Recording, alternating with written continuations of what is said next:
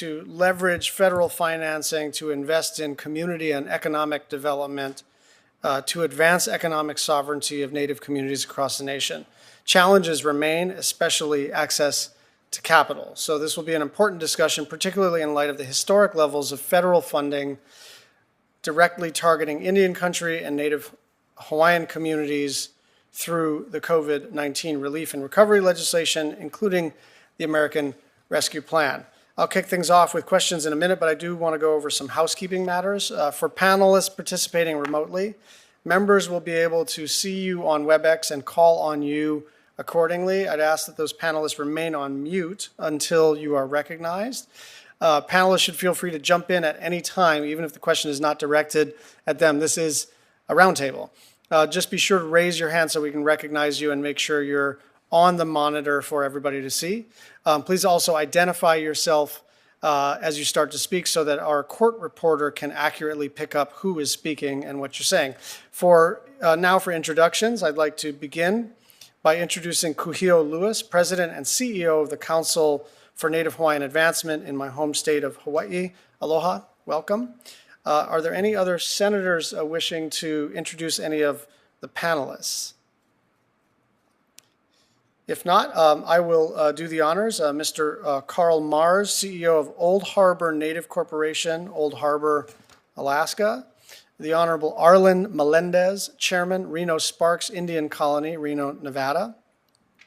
Mr. Casey Lozar, Vice President, Center for Indian Country Development, Federal Reserve Bank of Minneapolis, Minnesota. Clint Hastings, Associate Program Manager for Native Initiatives, Community Development Financial Institutions Fund, U.S. Department of Treasury. Ms. Fatima Abbas, Senior Advisor, Office of Recovery Programs, U.S. Department of Treasury.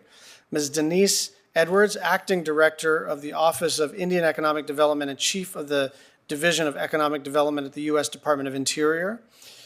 Mr. Richard Frias, Executive Director, Native American Financial Officers Association.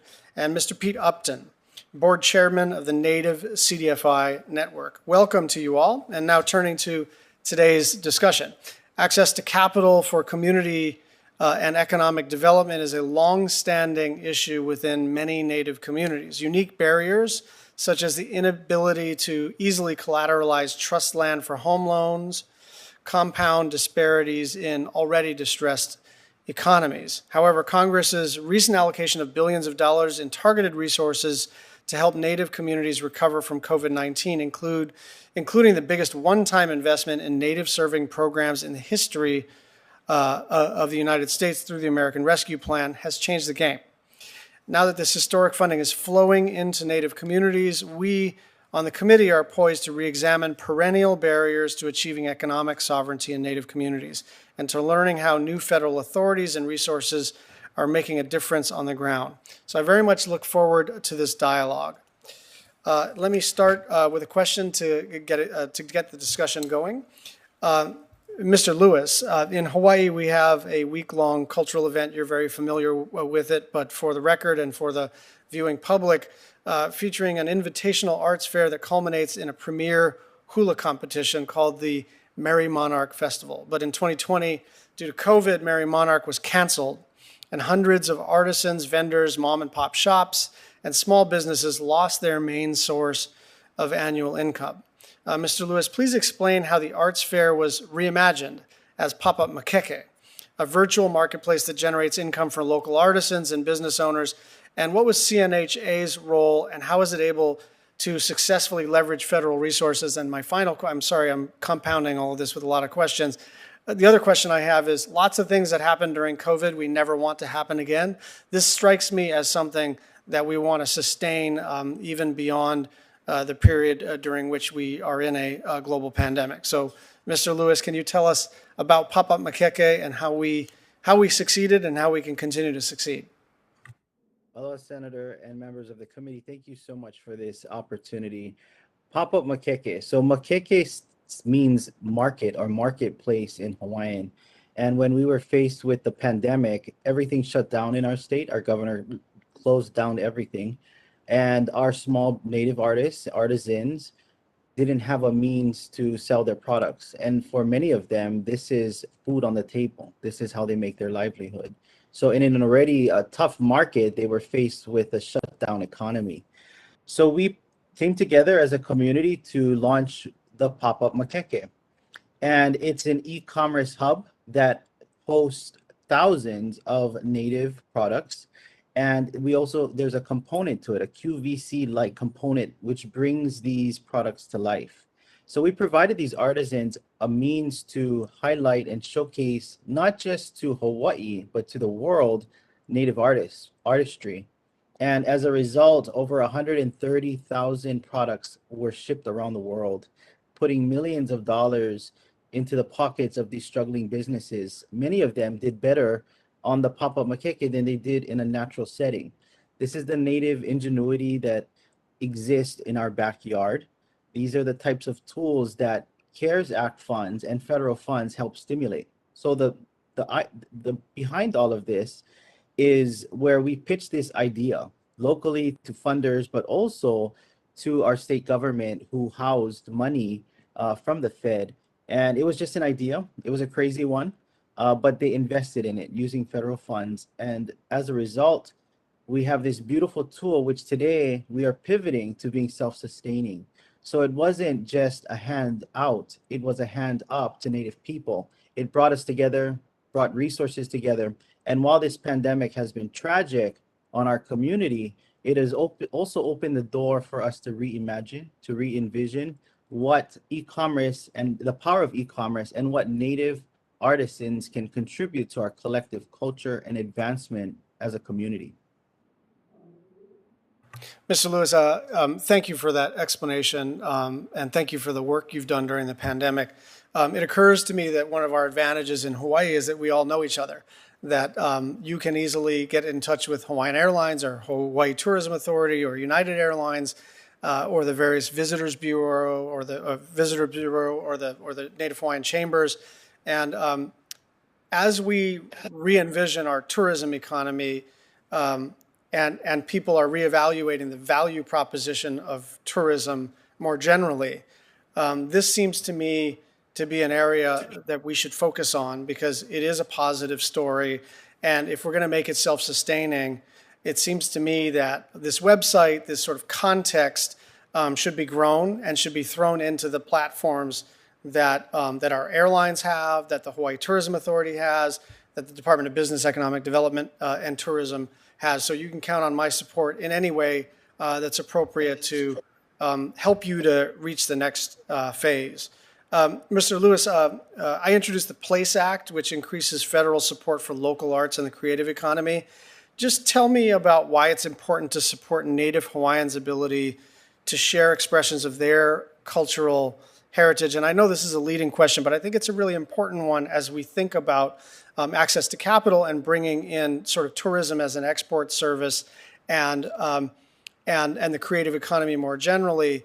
That one of the most important things is not just the dollars. The revenue matters because everyone's got to put food on the table, but it is a matter of allowing people to tell their own story in their own way and controlling that story and not letting some hotelier or some marketing exec on the continent tell everybody what Hawaii is and what Hawaiians are, that this is a reclaiming in a really significant way that goes beyond the economics. Could you speak to that? Sure. You know, Senator, I had the privilege last month to meet with President Biden and talk about the same thing. For the first time in our history, there are more Hawaiians living outside of Hawaii than in our homeland. Economic prosperity, as in many Native communities around our country, is just out of reach. Our Native people cannot afford to stay in their homeland. And our culture, our artistry is really the foundation of who we are. And once that's lost, we lose our connection to our culture, to our people, and to our kupuna, or our elders. And so being able to have means to support and uplift that artistry is critical. And the support of the federal government to accomplish that is, and it's not, again, it's not a hand out, it is a hand up to help us so that we can survive and we can live in this world that we find prosperity, and able to live where we are in our homeland. I wanted to emphasize another tool that the federal government has provided us as Native community is our CDFI. Our organization is a CDFI. We are the largest CDFI in the state. And the tools that the CDFI is providing is helping us to incubate these small businesses. So not only are we providing them a platform to sell their goods, we're incubating them to help them scale so that they can reach bigger markets. And so these are all tools that are helping in our collective advancement as a people. And acts like the Place Act will absolutely help in that growth so that, again, we can reach economic prosperity and find a way in which we could stay in our homeland. Thank you. Senator Tester. So I got on here a little bit late, Mr. Chairman. Has everybody spoken? Because if they are, I do have some questions if that's the case. You're up for questions. Since this is a roundtable, we're not taking testimony, so it's more of an informal discussion. So go ahead, Senator Tester. First of all, it's good to have Casey Lozar on the call as part of the roundtable. Casey's a leader in Montana, a vice president of the Minneapolis Fed, but also chairman of the Board of Regents, who oversees our higher education system in Montana. And I believe, if I'm not mistaken, Casey, you're a member of the Salish Kootenai tribe in Western Montana. So he's a real deal. I would just ask him from a Fed perspective, Casey, could you name me what you're doing from an initiative standpoint to help empower Indian country when it comes to economic development? Absolutely. Thank you, Mr. Chair, and Senator Tester. It's great to see you again. For folks who are unaware of the Center for Indian Country Development at the Fed, we are a research institute that's headquartered at the Minneapolis Fed that we work nationally across the Federal Reserve System and across Indian country by conducting applied research on economic and access to capital issues in Indian country. And we've had some legacy research projects that really are really anchored to economic development in Indian country around things like tribal legal infrastructure, tribal labor market and business ecosystems. Certainly we'll hear today, some of our work on the effects of native CDFIs in Indian country.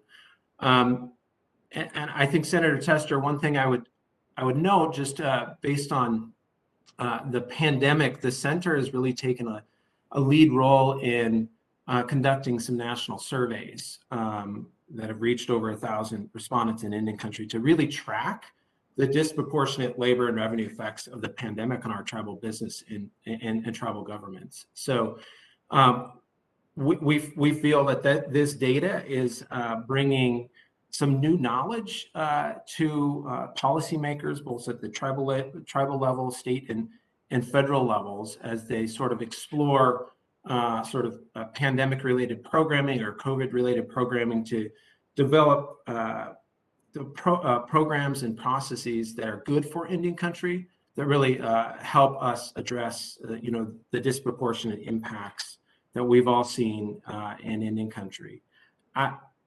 I would probably just underscore one area where really thinking about what we've learned and what has been exposed in the pandemic is kind of a shift in the focus at the center, really focusing on research and engagement on efforts that influence sort of the long-term economic prosperity in Indian country. So what can we do now that will shore up economic infrastructure in Indian country in the next 20, 30 years? So we've done a lot of work and we'll continue to do a lot of research on assessing tribes' ability to generate predictable revenues to invest in their economies.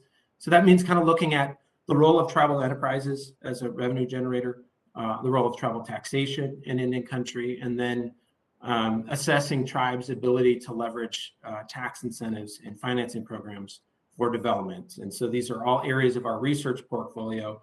And what we really do is we conduct research, we bring that research to community and to stakeholders to talk about how we might be able to leverage research into economic policies that are effective in our tribal communities. Mr. Chairman and Casey, I would just tell you that we all know with many of the large land-based tribes, but particularly those that don't have gaming, poverty is incredibly high. And with poverty comes crime, drug use, and then all sorts of other problems that follow that. And so anything that you can do at the Fed level to encourage infusion of dollars into Indian country, I think is money well spent. I mean, and I think can really provide some benefits, not only with increased economic opportunity, but also with job creations and reducing some of the other challenges that are out there. Thank you very much. I yield back, Mr. Chair. Thank you, Senator Tester. Senator Smith.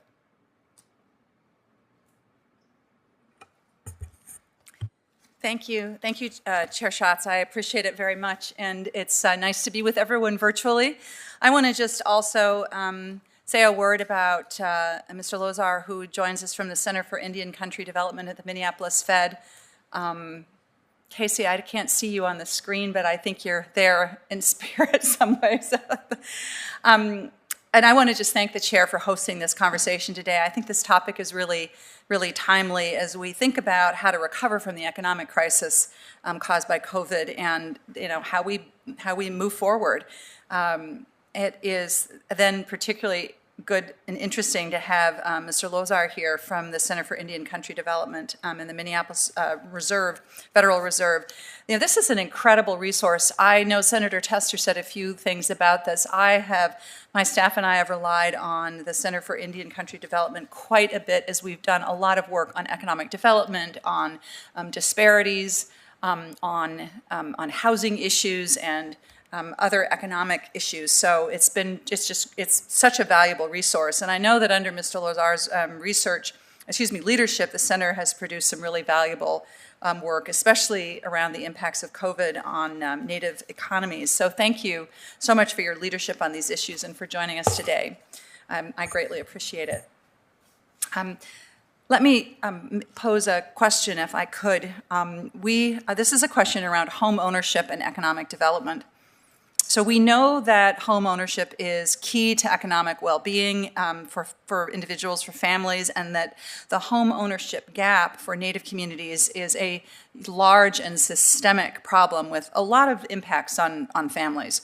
In my home state of Minnesota, only about 49% of Native households own their own home, compared to 76% of white households. This number illustrates the gap, which is caused by many things, but particularly the historic discrimination that Native people have faced. In tribal communities, this has been made a lot worse by barriers to mortgage lending on trust lands and administrative delays through the work of the Bureau of Indian Affairs. Those administrative delays mean that many mortgage lenders are just reluctant to deal with trust land because processing can take months or even years to get done. Last year, I introduced a bill to help address this, and that became law, but there's a lot more work to be done on this for sure. So I'd love to hear from our witnesses about the importance of home ownership as an economic driver in Native and tribal communities, both trust lands as well as other kinds of properties. And maybe Mr. Lozar, I'll start with you. Could you talk a little bit about these impacts and what you think we should be considering? Yes, thank you, Mr. Chair, and Senator Smith, thank you for the nice introduction. Certainly, the Center for Indian Country Development has been working on housing and home ownership for the last 5 to 6 years. Just knowing the important role that housing has, sort of at the community level, at the family level. If you have shelter, you have the ability to be able to contribute to your communities in really meaningful ways. And we are aware that home ownership rates in Indian country are the lowest in the country, particularly in reservation communities. We also know that in a recent survey that 75% of respondents in Indian country want to own their own home. So there's an increased interest in owning a home, and really it comes down to a few questions, and you've touched on a couple of them. How do we effectively leverage trust land in a way that allows for tribal members to access mortgages? How do we overcome some of the administrative burdens, particularly around title status reports with the BIA for some folks who are have all the C's to be able to get a mortgage? It may take up, in some cases, up to a year plus to be able to get the proper titling work to be able to get a mortgage done, and that increases costs for lending institutions that are interested in supporting mortgages and homeownership in Indian country. We also know, just over the past 20 years, the incredible role that Native CDFIs have played in homeownership in Indian country. I think of an example of in the 9th District of the Federal Reserve in South Dakota. There have been a number of Native CDFIs who were able to access a pilot program through USDA RD, the 504 direct lending program, where they received a couple $1 million to be used for mortgage financing in Indian country. And those Native CDFIs, having worked directly on the ground and understand the needs of their communities and the interest of prospective home buyers, they've been able to pair and prepare potential homeowners with mortgages. Mm-hmm. And just quickly, we're able to leverage the full slate of the $2 million. And there's an incredible increase of demand just in that state. So we see a lot of opportunity. We also see the important role that housing plays in wealth and the development of assets in Indian country. And if that is not accessible, intergenerational wealth cannot transfer in Indian communities, and it puts our tribal economies at a disadvantage. Thank you so much, and I appreciate I'm going to see if other panelists would have an interest in responding to that question, but I want to just mention, I appreciate you raising the role that CDFIs, Native CDFIs can play. Senator Rounds and I have a bill that would increase the USDA's Section 502 direct loan program in Native communities. This is an example. It would be a great opportunity for low and very low income people to get federal support for home loans. And this would be, so the bill would give Section 502 funding to Native CDFIs, and then that could then relend to Native borrowers, and thereby increase access and use of the program, which I think would make a big difference. Would you agree? Senator Smith, absolutely would agree, and in fact, the legislation that you've moved forward is aligned with the example that I gave in South Dakota. Yeah. Piloting the 502 program in the state. That's really great. Yeah, I appreciate my partnership with Senator Rounds on that. Senator Schatz, should I continue? Oh, okay. Okay, very good. Thank you very much. I appreciate you all.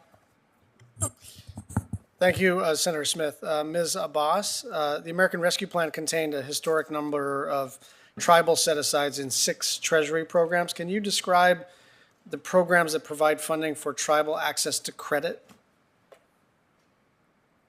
Thank you, Chairman, for that question. So as you mentioned, we have multiple programs that cover access to capital for tribal governments, and we view access to capital kind of in 3 area prongs. One is human capital, which Casey touched upon, which is stabilizing tribal individuals, particularly in housing. So we have our emergency rental assistance program, and we also have our homeowner assistance program. Then we have physical capital, which is investment, particularly in broadband, that comes through our capital projects fund, which just opened, and also in our state, local, and fiscal recovery fund, which is the 20 billion tribal set aside.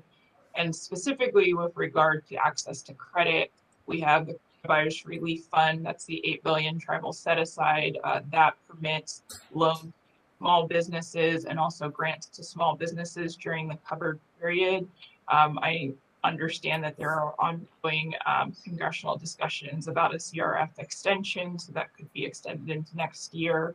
The $20 billion tribal set aside also permits expressly assistance to address the negative economic impacts of the pandemic. And so that can look like loans, again, grants, inclusion of assistance to CDFIs to address some of the underlying conditions that exacerbated the negative impacts of the pandemic.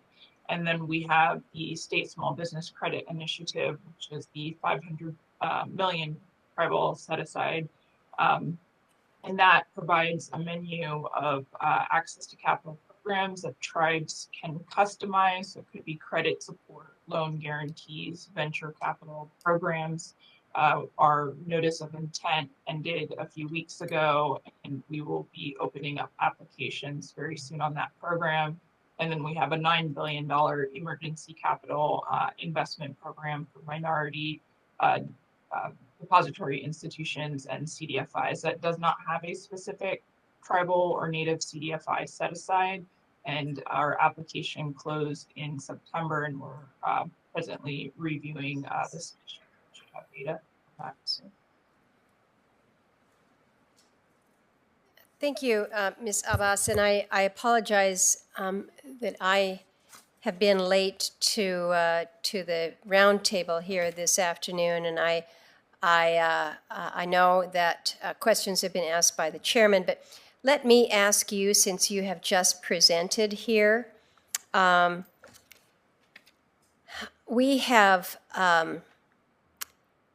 been looking at, again, how we can ensure that that those within our tribal communities have good access into so many of these programs. I had introduced an amendment back with the American Rescue Plan, an amendment that directs the Secretary of Treasury to establish an Office of Tribal Affairs to protect technical assistance to tribes. That amendment did not receive a vote. I do think that that is something that, as I've discussed with Senate colleagues, this is something that we are interested in determining the level of support or interest within Treasury. It's my understanding we haven't heard back from the Treasury Department. So I guess the question to you this afternoon is whether you think it would benefit Treasury to have an office that is specifically focused on tribal affairs, similar to what we have. You know, we've got this within USDA.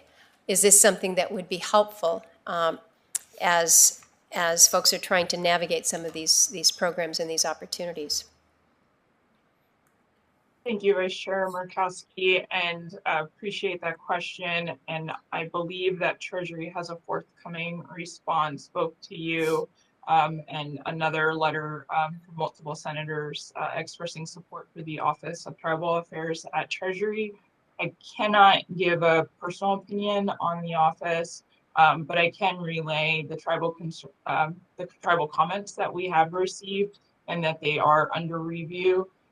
They kind of focus on 3 issue buckets for why an Office of Tribal Affairs would be beneficial pursuant to tribal leaders. The first is that it's critical for federal decision makers to understand that each tribal government has a unique political relationship with the US, and that directly impacts tribal economies. And so when we're looking at economic growth, Alaska tribal governments have different situations. ANSCA has to be taken into consideration versus when we're looking at economic growth in the Rockies or the Great Plains, we would be taking into consideration tribal treaties. And so that understanding is critical to be applied department-wide. The second is that we've heard from tribal leaders is that recovery necessitates focused federal attention on the inequalities that made tribal economies vulnerable to the pandemic, and that work needs to extend beyond just one office. And then lastly, we've again heard from tribal leaders that Congress has made a historic investment within Treasury, $30 billion, and that the department is essentially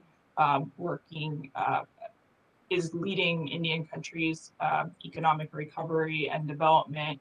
And that has to extend beyond just program implementation to also policy evaluation, and to embed that nation-to-nation relationship requires more than a tribal team in a specific office. So all of those concerns are under review by our leadership, and I know that they will be providing a response to you and other senators soon. Well, I'll look forward to that, as I know others will. We had some good news yesterday with regards to at least being able to move out the legislation that would allow for extension of time within which to spend certain coronavirus relief dollars.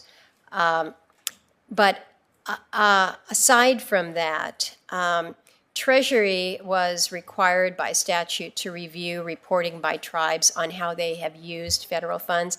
Have any of the tribes reached out to Treasury requesting technical assistance on either the reporting requirements or allowed uses? Have you been having that engagement back and forth?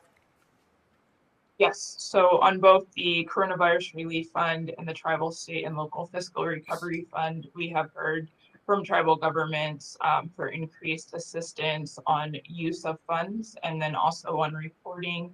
We have been increasing the information sessions that we've been holding. We started off with national information sessions, but what we heard from both tribes and tribal organizations like the Alaska Federation of Natives or the Affiliated Tribes of Northwest Indians is that regional information sessions would also be more helpful, because the tribal organizations were in direct contact on the day-to-day questions that were coming up, and that they also had broader networks. So we have held information sessions on use of funds.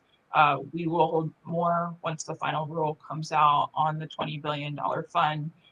We are also now taking individual tribal meetings also as our tribal team has grown within ORP. And on reporting, we've heard a lot of feedback that reporting on both the CRF and SLFRF is extensive for tribal governments.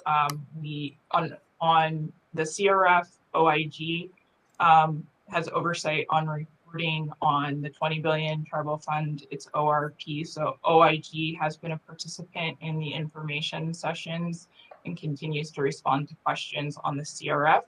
On the 20 billion, in response to tribal concerns regarding the upcoming deadline for the project expenditure report, which was at the end of October, that deadline was pushed back until January.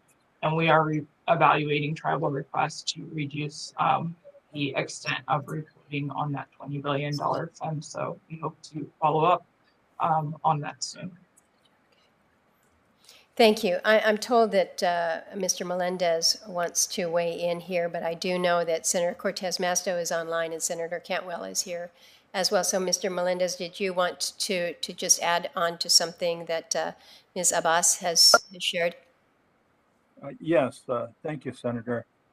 One thing I think from the tribal perspective, we really do need the new office in Treasury. It would really help with communication as far as guidance. Under the CARES Act, you know, tribes are wondering whether or not they were going to be audited as to whether or not they spent the money right. And here we are with the second rescue funds, you know, and we still don't have an answer whether we were in compliance with using the money right under the CARES Act. And then not only that, you know, tribes are already allocating funding right now, and you know, with this new infrastructure bill, we don't even know whether or not we should put infrastructure projects under the rescue funds right now, or hold off to see what the infrastructure legislation looks like, because you sure don't want to commit right now and then find out it was already provided under the under infrastructure. So that's a dilemma that we have now. So I think a person that was in this new office would really help with communication and better guidance to the tribes. So thank you. Thank you. I sure agree with you on that. I'm going to turn to Senator Cortez Masto, who is up next on the roster here, for any questions that she might have. I'll come back. Great. Thank you, Chairwoman. First of all, let me just say to the chair and ranking members, thank you for holding this roundtable discussion on this important topic. And thank you to all of the panelists here. I am so pleased to be able to be joined along with these incredible panelists with Chairman Melendez, the Reno Sparks Indian Colony, who you just heard from. He has held that position for almost 27 years. His uninterrupted leadership is unprecedented in Indian country, and as a result, Reno Sparks Indian Colony has embraced economic sovereignty, creating a strong and fiscally sound government in Reno, Nevada. I can't say this enough. Tribal leaders like Chairman Melendez in my state have driven my efforts in the Senate to make sure that we are leveraging financing for sustained development in Native communities. So I'm so pleased he's here to join all of you. But let me ask my first question here, and I'll pose it to both Chairman Melendez and Mr. Frias. We know that Native communities face historic disadvantages in accessing the underlying capital necessary for strong governance and economies. And right now I am working in Senate Finance with Senate leadership to develop a tribal tax package that will provide fair treatment for tribal citizens. I look forward to working with all the members on this committee and advocates like those of you on this panel to develop this legislation necessary to really have a positive impact on our Native communities' economic development and sovereignty. But my first question to Chairman Melendez and Mr. Frias is, how would comprehensive tax legislation focused on issues specific to Indian country spur economic development? What should we be aware of here at the federal level that we can do to really kind of help with the building blocks of that economic development when it comes to the tax code? Chairman Melendez, let me start with you. Yes, thank you, Senator Cortez Masto. It's good to see you again, hopefully in person before too long. But, you know, the Reno Sparks Indian Colony, and I work on the National Congress Tax Committee. I chair the subcommittee for National Congress. So we work on tax issues. And one of the biggest impediments, I'll just tell you this, you know, when we talk about sovereignty and we're talking about impediments to a strong tribal economies, is that, you know, the dual taxation issue has never been solved. You know, even though in the state of Nevada, we've worked out agreements with the state. And basically, it really helped us through this COVID epidemic because we basically have created a tax base for Reno Sparks Indian Colony that really funds most of our programs, you know, the shortfalls of the appropriations and all those different things. And we were able to weather the storm and didn't have to lay anybody off during the COVID epidemic for the 2 years we've been in right now. And it's because of the tax base that we have. And, you know, we can leverage, and the challenge of trying to get a loan without any collateral, you know, we issued a tax-exempt bond to build a 60,000 square foot health center back in about 10 years ago. And that was leveraged by pledged revenue out of sales tax. You know, we would never been able to do that without this tax agreement with the state. Unfortunately, every state's different, you know, so, you know, the state of Nevada has recognized when tribal communities are strong, then the state's strong also. So I think, you know, that's the disparity of some of the tribes that really need a tax base. Because if you try to fund tribal government, and we're a government, you try to expect tribes to fund programs off a net profit, which is up and down, and with over 50% of small businesses failing, you know, counties don't do that. Counties don't run, you know, retail outlets. The state doesn't. So why should tribes operate any different? You know, that's why they have to have a tax base similar to the state, because it's a constant revenue as an expense to businesses that located on tribal land. So I'm just saying, if you really wanted to help tribes in the bigger picture, you know, that would be what's really needed right now. So that's why I work on tax issues with National Congress, trying to work out tax agreements with state. It'd be nice to have a across the board federal initiative that would, and I think what you're talking about would really help, you know, the parity or the, you know, the disparity that's happening right now. Not only that, tribes should be able to leverage the tax. In other words, we have an agreement in the state of Nevada that says we have to charge the same rate as the state of Nevada, which is workable.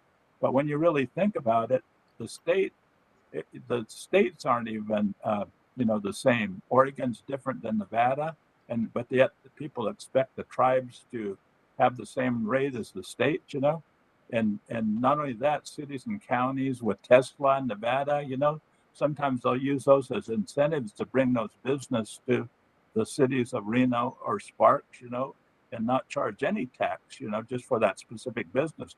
But tribes can't do that, So I'm just saying, we always have these impediments or roadblocks. We work the best we can with them, but if we could be treated the same as the states and cities in the ability to, to collect taxes or to issue bonds and all those different things. The TED bonds do help.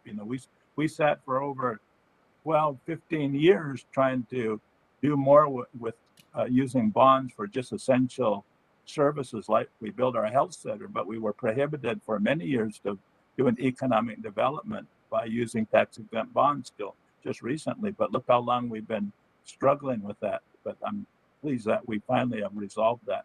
So thank you, Senator. That's just some insight that I have on what's needed in the bigger picture. Chairman, thank you. Mr. Frias, anything additionally to add? Or anyone else? Yeah, let me open it up if it's all right. Anyone else that wants to add anything? Yes, please, go ahead. Thank you, Senator, and thank you, Chairman Melendez, for your leadership, your long leadership of the Reno Sparks Colony. He hits so many of the points and expressed it so well. Dual taxation in Indian country, it really is an issue that hampers tribal governments, their ability to meet the needs of their tribal citizens. Tribal governments so often are forced to look at economic development as a means of developing the revenue streams that other governments have through their tax base. Yet when you have state and local government imposing taxes within tribal jurisdictions, your tribes are disincentivized then to establish their own tax base. It makes it non-competitive to then apply another layer of tax on top of that. Like Chairman Melendez was talking about in Nevada, the state of New Mexico, where I most recently was, has cooperative agreements with many of the tribes. It allows tribes to keep 75% of the gross receipts tax, but they give up, 72%. They give 25% to the state and 3% for the state administering it. So they lose right at the very beginning a portion of the tax revenue that should rightfully be coming to them.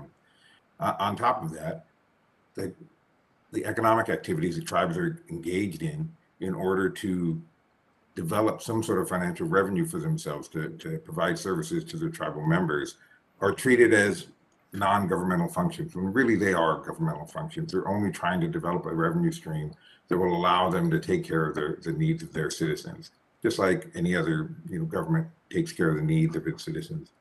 On top of that, the essential governmental function test in the area of tax-exempt bonds is another issue that hampers tribal economic development.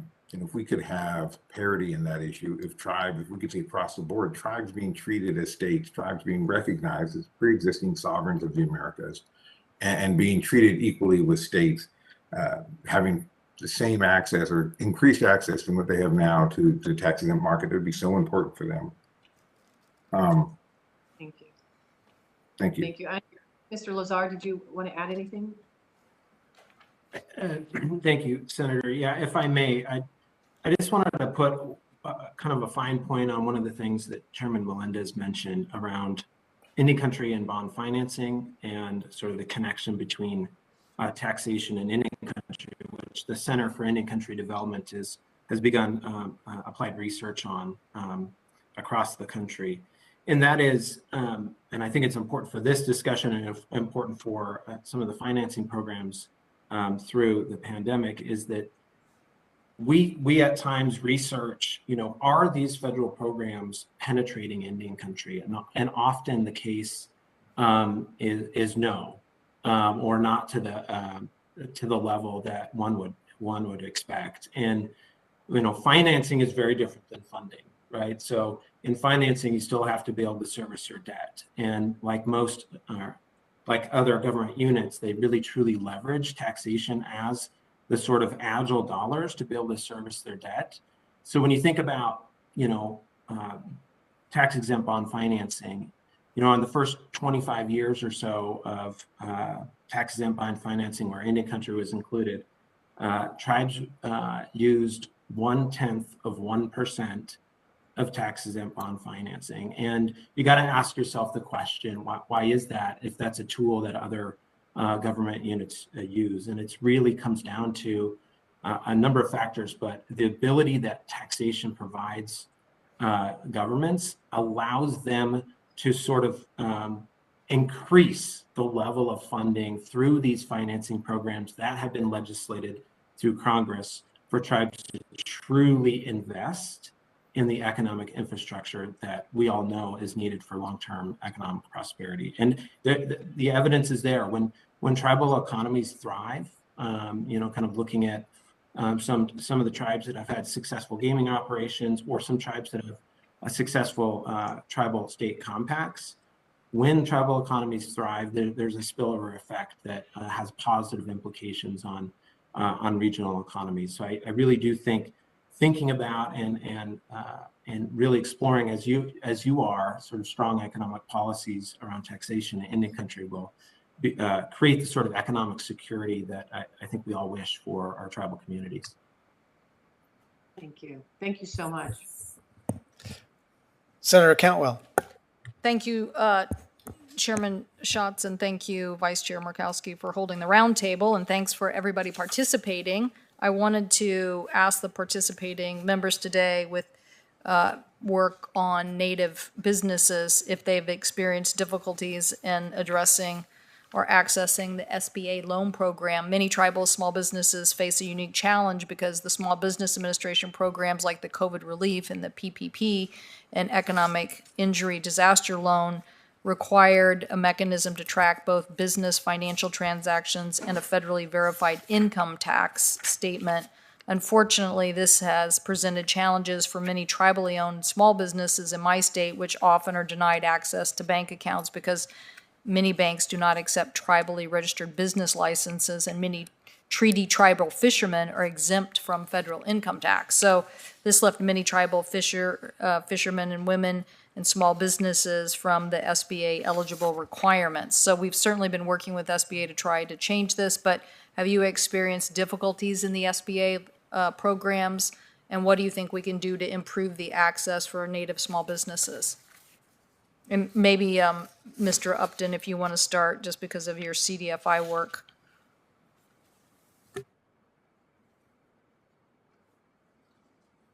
Yes, thank you.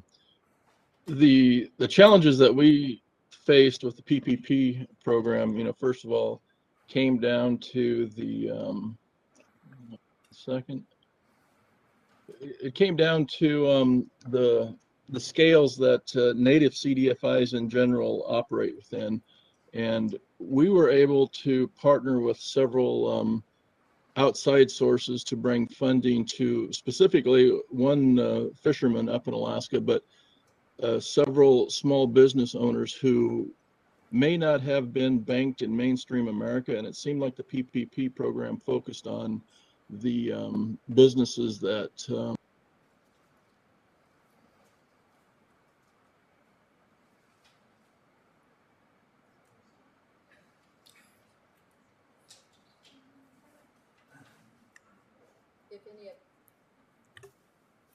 Okay, I don't know if any of the other witnesses or roundtable members can hear us, but if anybody else wants to add to that.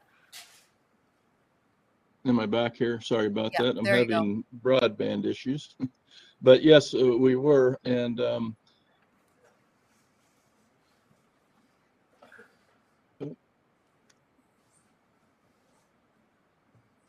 okay, there we go. Yeah, we can hear you, Okay, Mr. Upton. We can hear you. Okay, all right.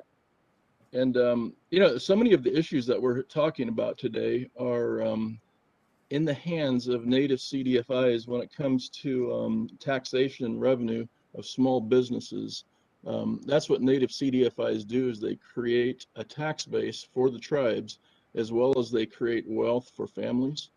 And all of the issues that we're talking about today, the funding is on the table, but so many times the native voice is not heard. And it goes back to Senator Murkowski's ask to create a tribal affairs division. And in my opinion, what would be really helpful would be to create a, on the CDFI, the Treasury, a advisory board made up of CDFI executive directors, to where we can put our input in to ensure that there's a fair distribution of funds that are distributed to native CDFIs. Currently, there's 1.75 billion sitting in Treasury, and what our ask is for the native CDFIs is at least 20% of that be going towards native CDFIs. And we recommend that the Treasury hold a consultation with native CDFIs to assist, ensure, and fair dispersal of those funds. Like I said, that there's so many of the issues that we're talking about today that native CDFIs are in the trenches on a daily basis when it comes to housing, small business, agriculture, and consumer loans.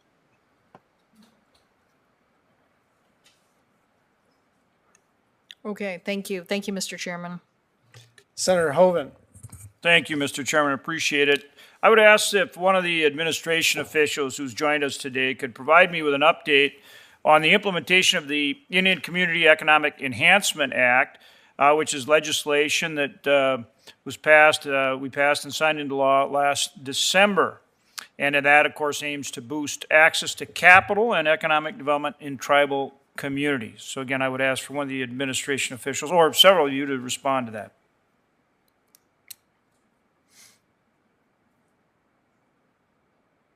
Senator, I believe that is within the purview of the Department of Interior.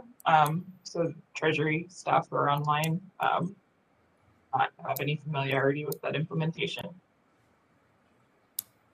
Hi, this is Clint Hastings at the CDFI Fund. I do want to note that there is one provision in that law that affects the CDFI Fund, and in particular native CDFIs. That's the permanent waiver of the matching funds requirement for the CDFI program and the Native American CDFI program. And from our perspective, that's been, a great efficiency that we've both realized administratively, but then also on behalf of the native CDFIs out there in the field. Well, this scale, was it the scale? From our perspective, administering the program, the waiver in the ICE bill has been great because it's provided us with certainty. Every year there's been kind of a cloud hanging over the Native American CDFI assistance program as to whether or not our applicants will be required to provide dollar for dollar matching funds, which now is waived. That's something we don't have to worry about when administering the program, but more importantly, that's not a cloud over the native CDFIs out there, leaving them to wonder, are they going to be required to come up with matching funds at the last minute if Congress doesn't pass an annual waiver like was done in the past? So from the CDFI funds perspective, the matching funds waiver has been great. Thank you for that. Ms. Edwards, I would ask for your response. Thank you for the opportunity. I'm not familiar with the effort that's being discussed, but I'd be happy to gather information and provide a formal response for the record. All right, I would appreciate that. My next question would be probably for Chairman Melendez and probably Mr. Mars and also Mr. Lewis. I guess what are some of the biggest obstacles continuing to face tribal communities when it comes to economic development?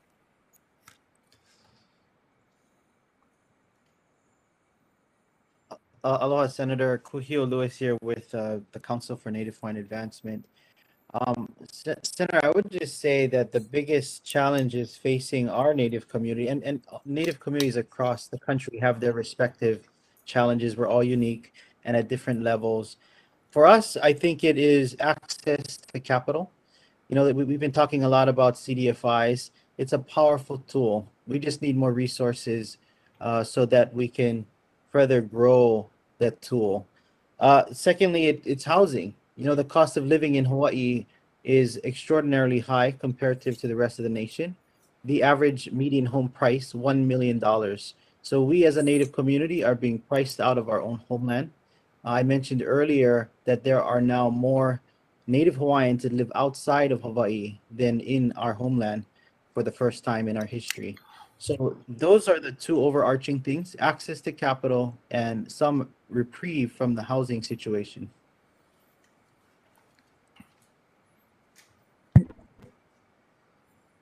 Thank you. Any other responses? Yes. Can you hear me? Sure. My response would be that, even if we were to get most tribes a loan, you have to service the loan. So that means you have to have some type of economy or some type of tribe itself, if they're taking out the loan, and like I mentioned before, because we have a tax base, we're able to basically pledge the sales tax revenue to basically service a bond. That's why we were able to build the health center, over 20 years and paying a certain amount. But if you don't have any type of revenue stream for the tribes, you can ask for all the loans you want, and the question is going to be, how are you going to service those loans? So I would say, as the businesses development on reservations or the tax base is really important. Unless you're a gaming tribe, most tribes are not.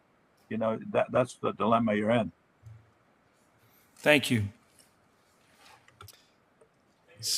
Senator Murkowski. Thank you, Mr. Chairman. First of all, I really appreciate that we've got this discussion going on. I think we talk a lot about avenues and opportunities for economic development in many remote areas, certainly in my state of Alaska, but in tribal communities around the country, and some of the impediments. And so much of it really just comes down to the ability to access capital. And so these discussions and where we know the barriers exist and what we can be doing to break them down, I think are really important. I'm pleased that Karl Mars is before us today as part of this roundtable. We've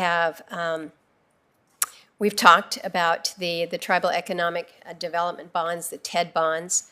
They've gone through a few programmatic changes and reforms. We've changed the guidelines regarding the issuance of the TED bonds because the original applications for issuance was too restrictive. Before that, there was limitations in terms of how and who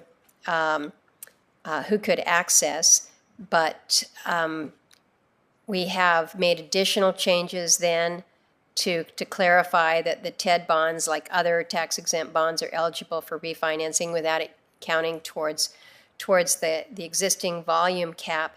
So I guess the question that I would ask of you, Karl, since you've spent so much time really looking at the application of the tribal economic development bonds and how they can best be formatted to be most useful.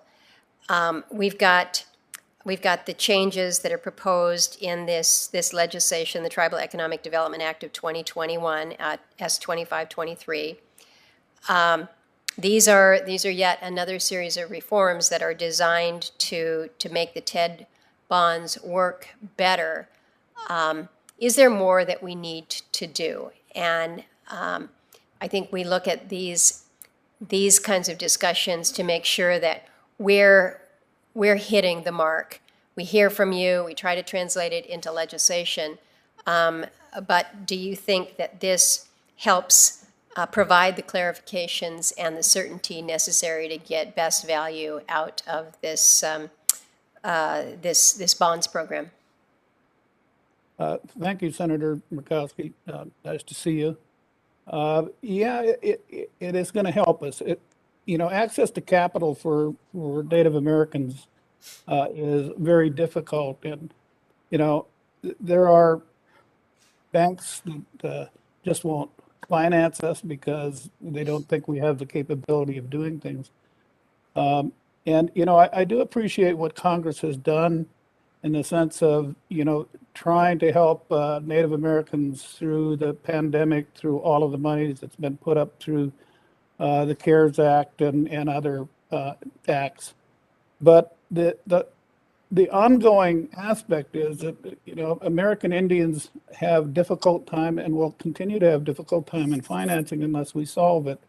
And one of the ways that we felt was an appropriate way to do it, especially for Alaska Natives, because we aren't on reservations. We don't have the type of sovereignty or taxation ability that other tribes do, and we are so rural. I guess we could apply ourselves, to sort of Montana and other states that are very rural. A lot of times, trying to develop properties on Indian country or Indian lands, reservation lands, or in Alaska where we do have a designation of Indian country, even though we're not on reservations.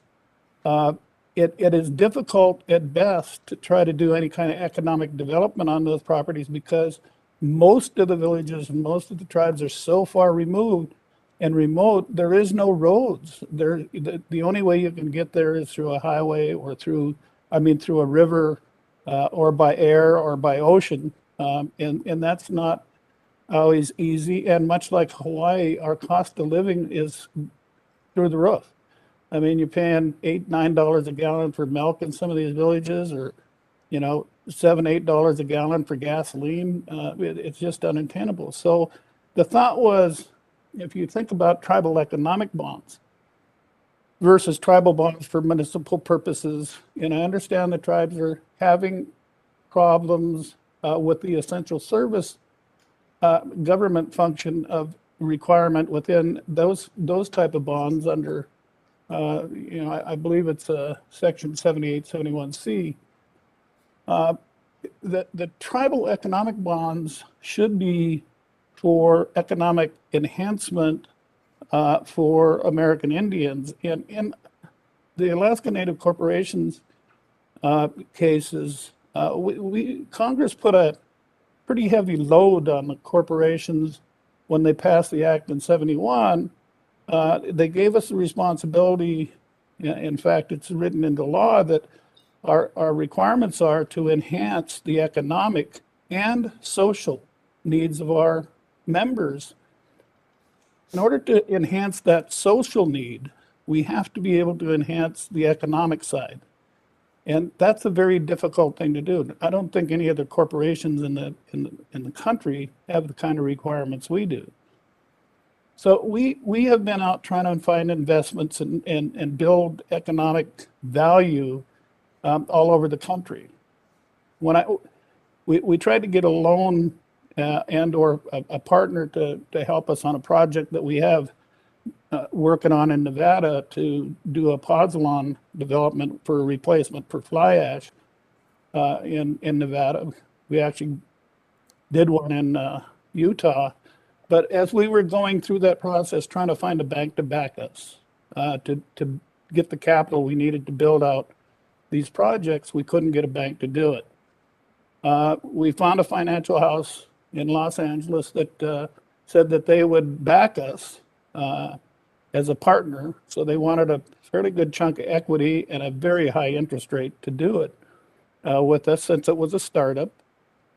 We thought that we could do it economically with them. But as we got there to the end of the deal, they saw what kind of a deal it was, and they realized the potential of it, and they actually doubled the equity piece of that and said that we'd have to pay that in order for them to do it. Well, we walked away from it. We did find a bank in Salt Lake that did finance the deal, and we're up and operational.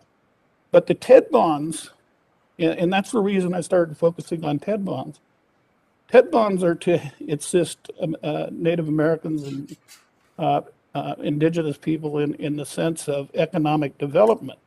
Well, where you don't have economic development possibilities in these rural areas, my thought was, can we rewrite it in a way where it actually helps tribes economically? So the way we rewrote this was to allow the tribes to be able to issue bonds and then allow tribal corporations or tribal entities to be able to borrow the money from the tribe to be able to go out and do projects. So the tribe issues a economic bond. It's backed up by these corporations. In our case, for our village, it would be Old Harbor Village Tribe would issue bonds.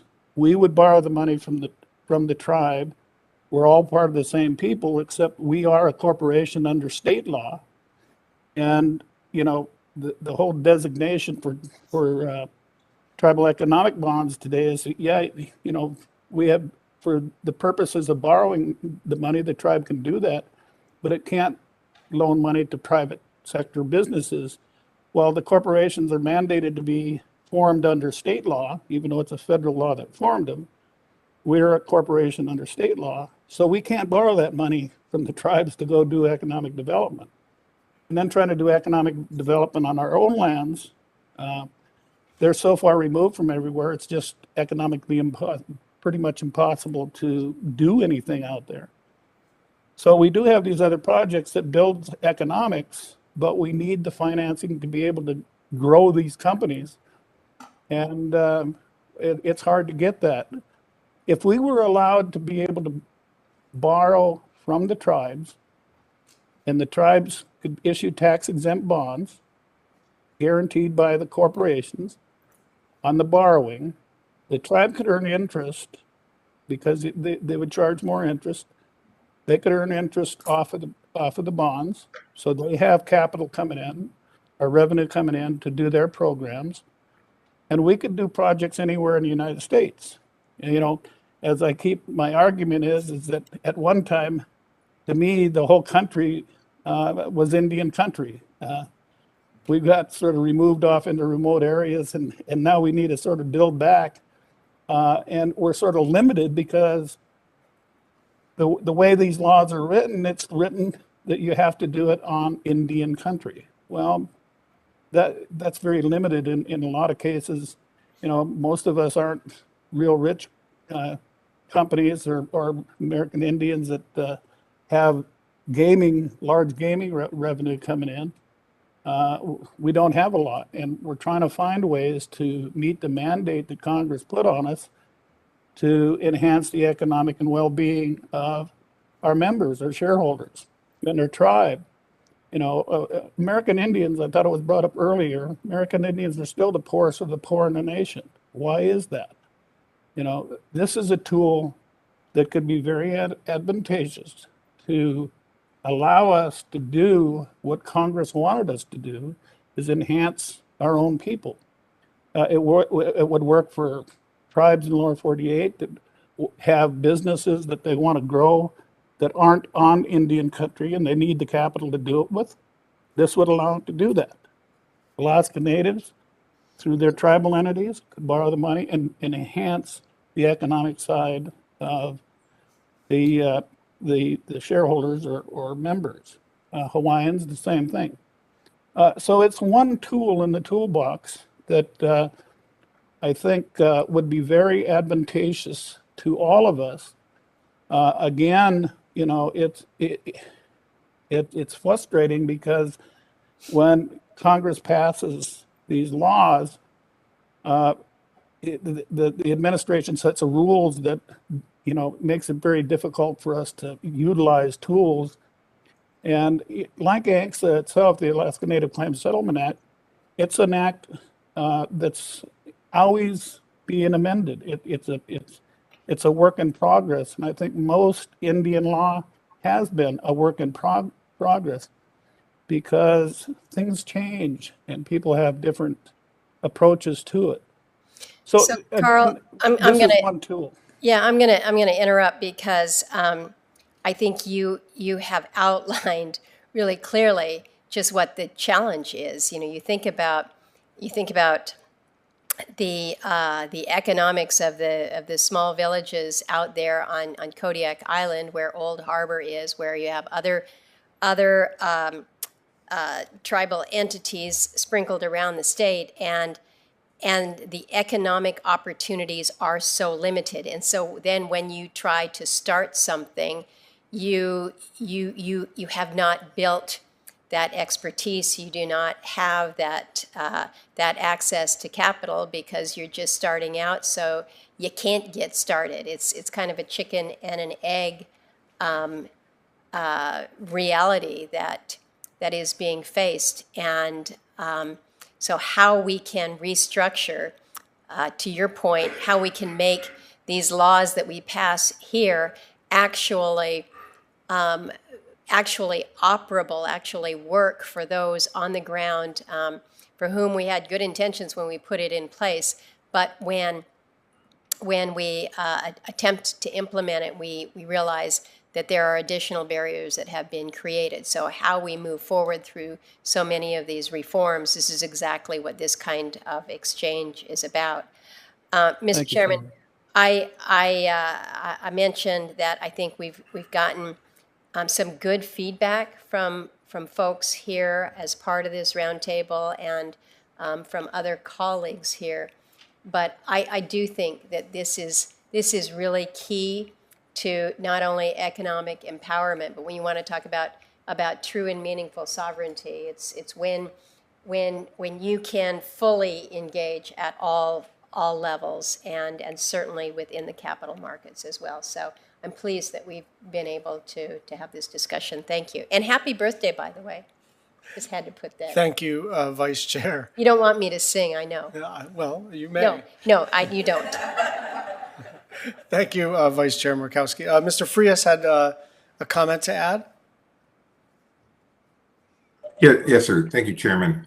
I just wanted to add that it's, what we have heard in the floor from our member tribes, it's also important to have the essential governmental function test, which is part of that S2523 that was introduced by Vice Chair Murkowski.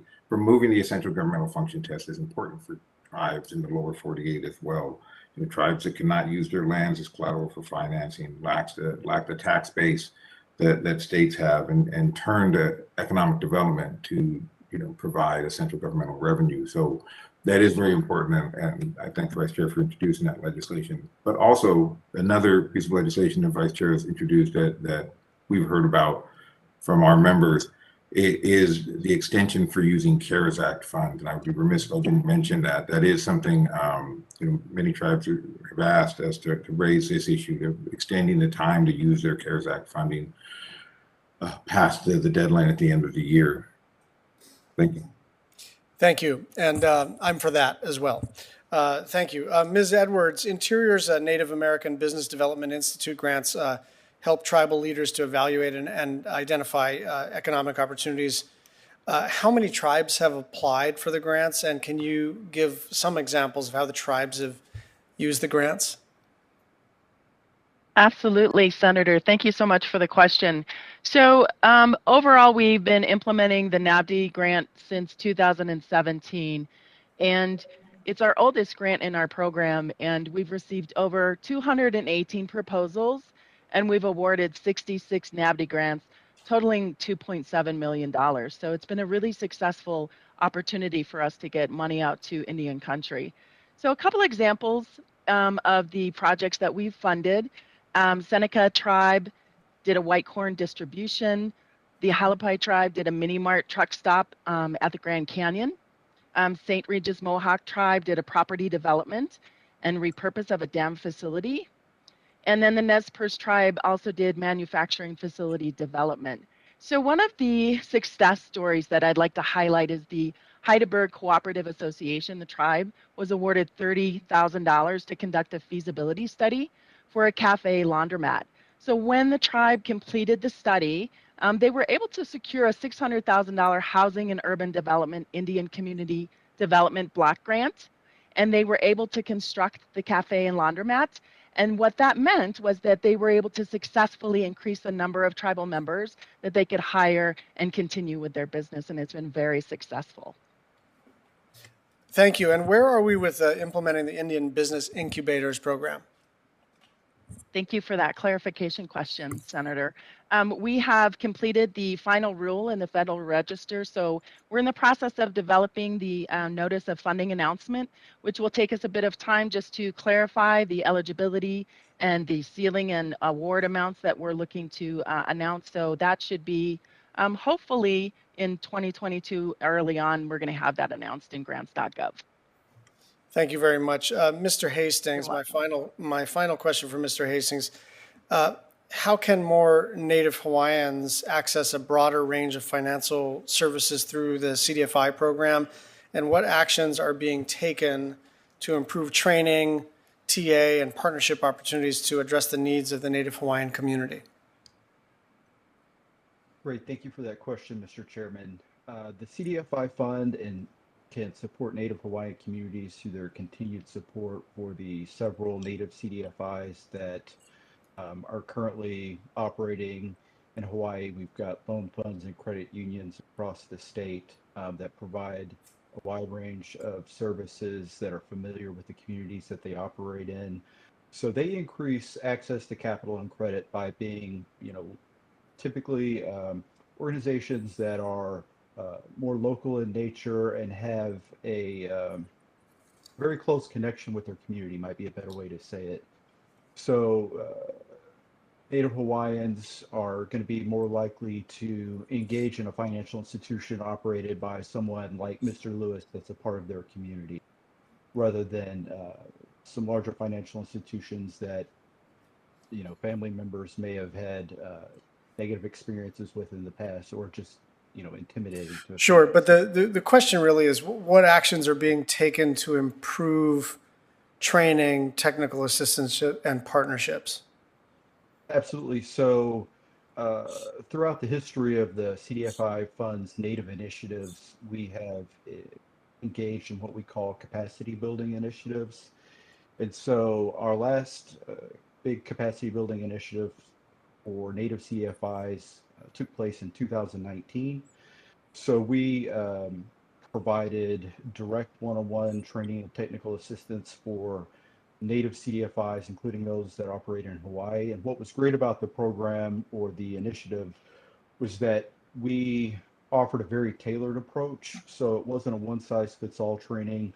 We had cohorts of like-minded CDFIs depending on the types of financial products that they offer, whether they're interested in providing mortgages, whether they are larger institutions that are more primarily focused on small business development, so on and so forth. So our continued provision of capacity building initiatives like that, and then Congress's support and funding for initiatives like that, are things that we have done and can continue to do, support all Native CDFIs, including those in Hawaii.